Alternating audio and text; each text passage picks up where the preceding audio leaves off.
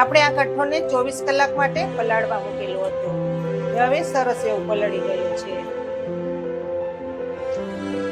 ત્યાર પછી આપણે આ કોટનનો રૂમાલ લેવાનો, તેમાં બધું કઠોળ 24 કલાક સુધી પોટલી બાંધીને મૂકી દેશું.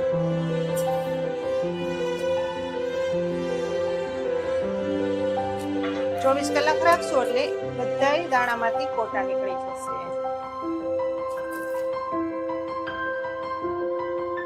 ત્યાર પછી આપણે આ પોટલીને બાંધી દેશું.